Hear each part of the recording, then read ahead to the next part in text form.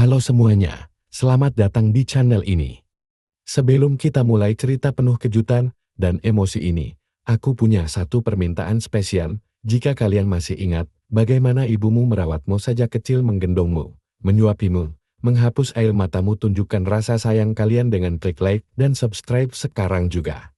Karena setiap like dan subscribe dari kalian adalah tanda cinta untuk sosok ibu yang luar biasa di luar sana. Ayo, tunjukkan dukunganmu. Dan mari kita mulai videonya.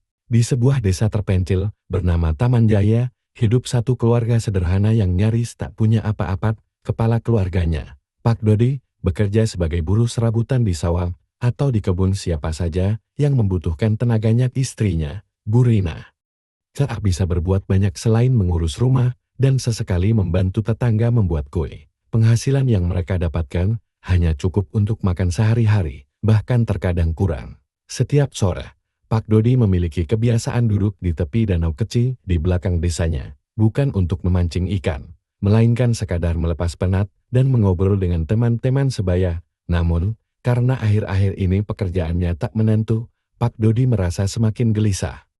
Dia butuh cara untuk menambah penghasilan, tetapi tak tahu harus memulai dari mana. Suatu hari, saat menatap air danau yang tenang, Pak Dodi teringat betapa banyak warga desa lain yang memelihara ikan mas di kolam. Mereka menjual hasil panen ikan ke pasar dan memperoleh tambahan uang, meskipun tak besar, setidaknya cukup menyambung hidup.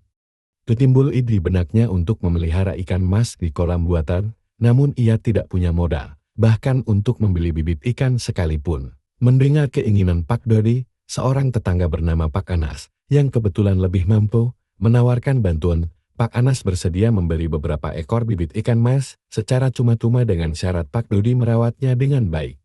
Tentu saja Pak Dodi dan Bu Rina menyambut tawaran ini dengan penuh rasa syukur. Mereka membersihkan halaman belakang rumah dan membuat kolam sederhana dengan terpal bekas. Bibit ikan mas pun hidup di kolam baru itu, dipelihara sepenuh hati oleh Pak Dodi. Meski uangnya pas-pasan, ia rela menyisihkan sedikit dana untuk membeli pakan ikan. Ia pun rajin mengganti air, menjaga kualitas kolam, dan memastikan kebersihan sekitar. Perlahan, ikan-ikan itu tumbuh.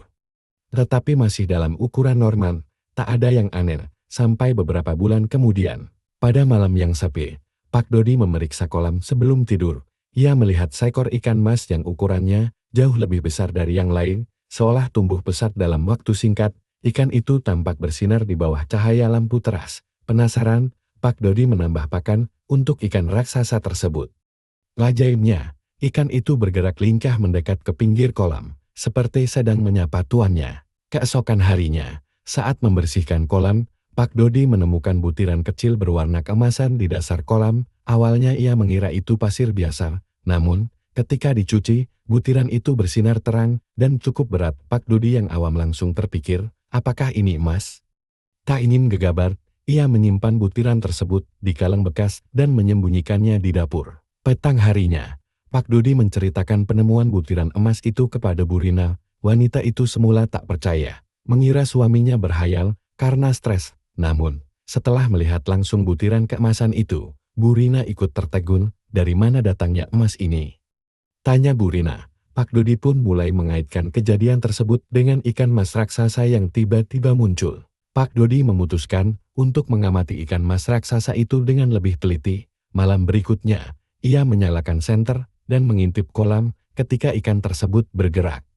Betapa terkejutnya ia saat melihat ikan mas itu seperti memuntahkan serpihan-serpihan kecil berwarna emas. Sebelum kembali berenang santai, tanpa buang waktu, Pak Dodi mengambil serokan dan mengais dasar kolam, menemukan beberapa butiran emas lagi. Kini tak ada keraguan bahwa ikan mas raksasa itu memang menghasilkan emas. Keluarga Pak Dodi lantas berpikir, bagaimana mengelolanya?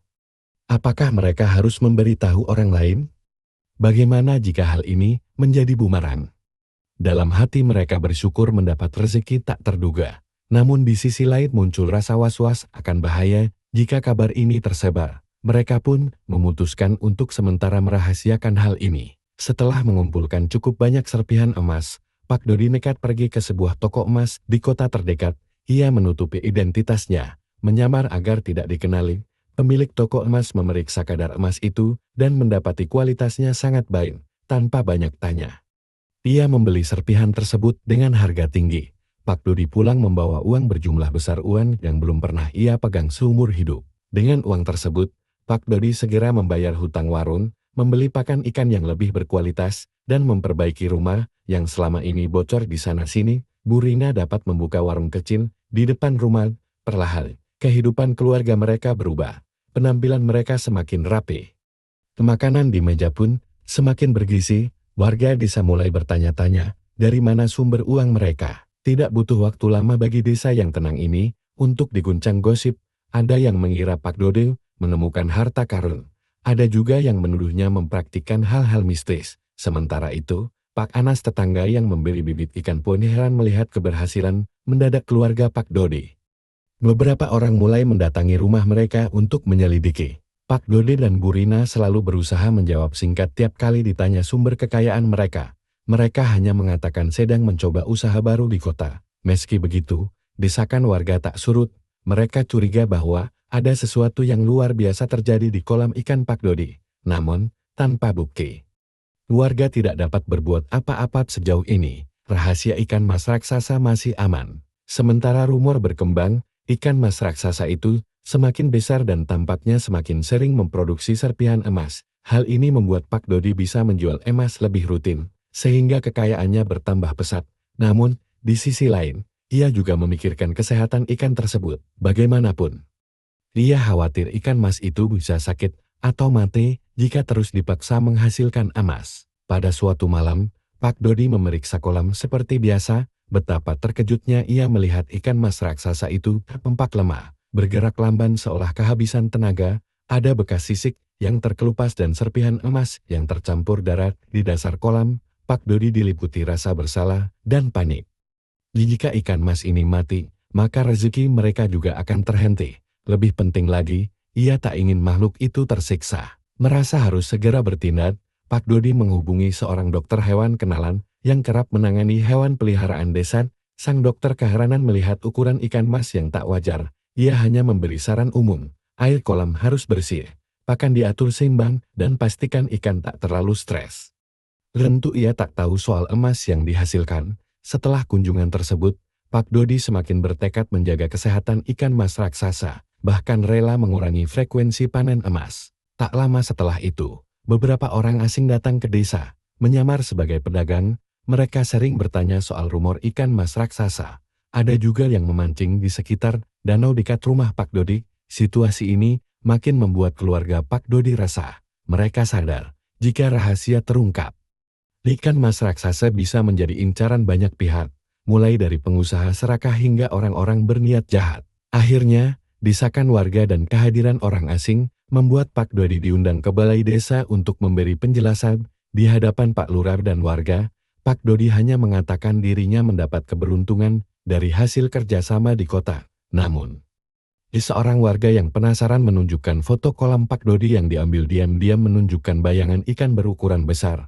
Suasana pun memanas. Pak Dodi terpojok dan tak tahu harus mengatakan apa. Di tengah ketegangan, mendadak Bu Rina datang sambil membawa kantong plastik berisi serpihan emas. Ia mengaku bahwa ini adalah rezeki aneh dari ikan mas mereka. Namun menegaskan bahwa mereka siap membagi sebagian hasil jika itu dapat menjaga kedamaian desa. Warga terperangah. Dia tidak percaya bahwa cerita ikan mas penghasil emas benar adanya. Beberapa orang langsung tergiur. Tetapi Pak Lurah dengan bijak mengusulkan solusi, ikan mas harus dijaga bersama, bukan dieksploitasi secara serampangan. Jika memang ikan itu adalah berkah, maka keberkahan tersebut sebaiknya dinikmati dengan cara yang bertanggung jawab. Akhirnya, keluarga Pak Dodi pun sepakat untuk menahan diri. Mereka cukup mengambil emas seadanya dan memberi waktu istirahat bagi ikan mas raksasa agar tak sakit lagi. Walau jadi miliarder secara mendadak, mereka sadar bahwa kekayaan terbesar adalah keseimbangan antara rezeki dan kepedulian terhadap alam. Begitulah kisah menghebohkan. Ikan mas raksasa penghasil emas, keluarga miskin jadi miliarder, sebuah cerita yang mengajarkan kita bahwa keberuntungan bisa datang dengan cara yang paling tak terduga. Tetapi bagaimana kita mengelola dan bertanggung jawab atas rezeki itulah yang paling menentukan. Semoga cerita ini bisa menginspirasi kita semua. Terima kasih banyak sudah menonton video kita kali ini. Semoga kisah tadi bisa menghibur dan menginspirasi kalian. Kalau kalian suka dengan ceritanya, jangan lupa tekan tombol like untuk mendukung channel ini. Beri komen, dan tentunya subscribe supaya kalian gak ketinggalan update video-video seru berikutnya. Sampai bertemu lagi di video selanjutnya.